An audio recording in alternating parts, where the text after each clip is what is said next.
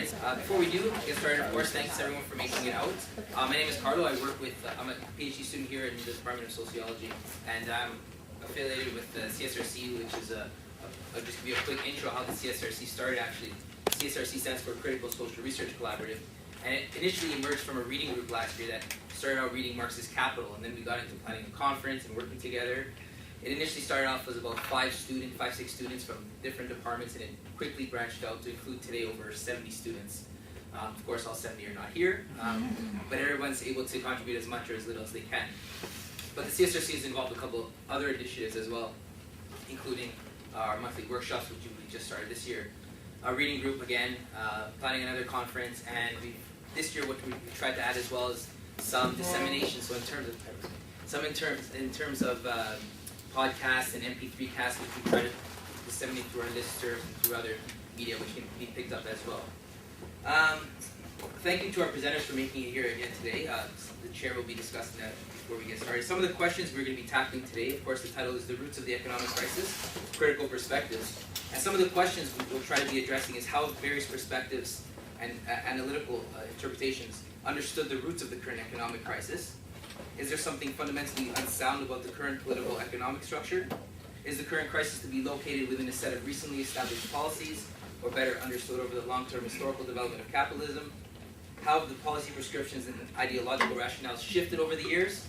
And more ambitiously, of course, where do we go from here? So these are some of the questions we're going to be trying to tackle today.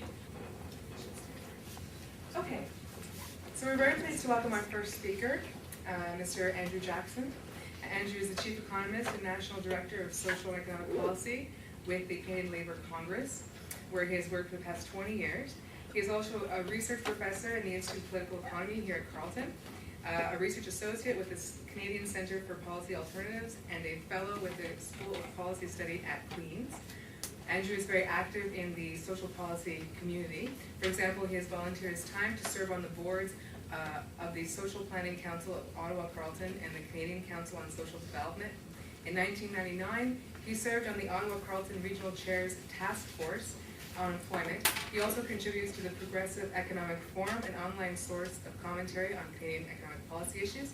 His research interests include the labor market and job quality, income distribution and poverty, macroeconomic policy, social policy, and the impacts of globalization on workers. He is also the author of Work and Labor in Canada, Critical Issues, published in 2005, and the co-author of 3 books, including Falling Behind, The State of Working Canada 2000. So we're here to welcome Andrew. Thank you.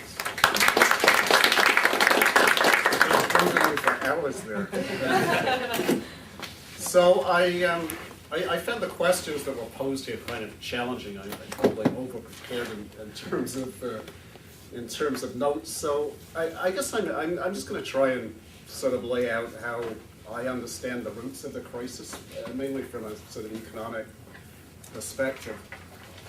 I guess I would see the crisis as rooted not so much in financial markets and how they operate, but in the neoliberal model of capitalism itself, which I think is based on a flawed growth model.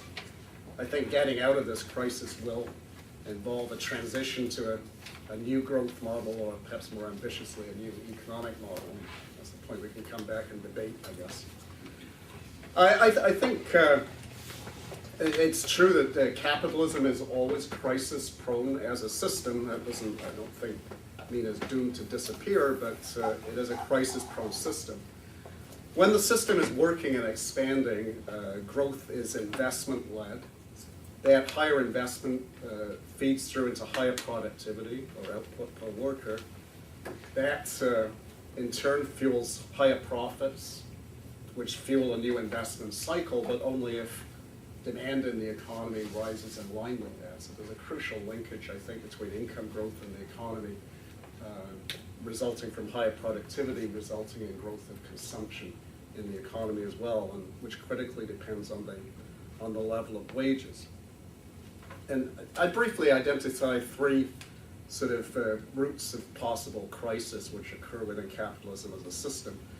I think first arises when productive capacity increases at a faster pace than the capacity to consume, or a crisis of underconsumption. think the second source of crisis arises when there's a squeeze on profits, which can arise from rising wages and or intensified competition or other factors, but a profit squeeze will result in a fall in investment, rise in unemployment. And I think thirdly, and we could add to this list and embellish subpoints, but a disruptive financial crises, which I think financial crises can choke off credit to impact back on the real investment process on wealth. And I would argue that I guess all three sources of crisis are present to some degree in the present one, but it's much more like the Great Depression. I think it's fundamentally a crisis of underconsumption and overcapacity, and with a disruptive financial crisis playing a major role. So to glibly run through modern economic history, I think as we all know, I think the post-war model of capitalism, the golden age, sort of managed those crisis tendencies in different ways, but it did so fairly effectively. We had a system based on a closely regulated financial sector coming out of the 30s.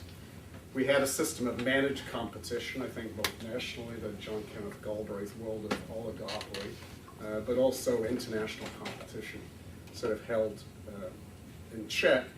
And as part of the model, we had a fairly close nexus between the growth of productivity and wage growth. So we have this virtuous circle of investment to productivity, to wage growth, to further rounds of investment. That golden age, I think, came to an end principally because of a profit squeeze crisis at the end of the 70s, the stagflation crisis.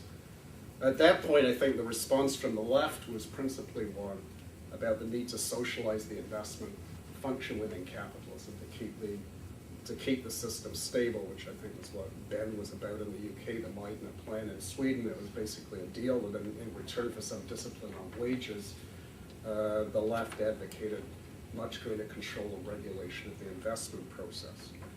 The response of the right at that point was really to go back to the kind of capitalist system we had in the 1920s, the classical market-based model.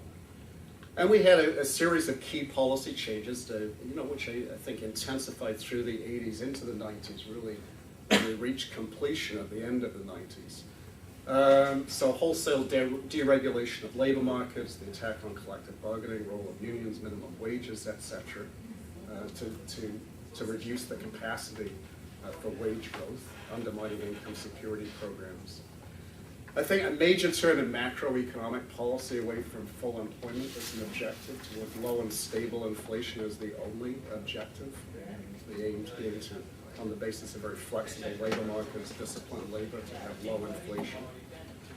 And a major shift from the kind of controlled competition that we had in the previous period to much more intensified competition, both nationally through deregulation, privatization, and so on, and globally through the expansion of global, quote-unquote, free trade. And finally, we had the wholesale deregulation of finance, financialization of the system. And I think the key characteristic of that was really the ability to the financial sector to really subordinate productive capital to its own interests. So we see a much more radical intensification of pressures on capital in its productive form to maximize profits in the very short term. So I think by the end of the 90s, that neoliberal agenda had sort of reached its completion in many, many ways. And what are the consequences of that we begin to see gradually emerge? First of all, we see a very sharp increase in income inequality, wage income inequality, the explosion of the share of incomes going to the very top, the top 1% and so on, combined with the stagnation of wages in the middle and actual falls in wages at the low end. And we see that tendency broadly across all the advanced industrial countries, but also in the great majority of developing countries.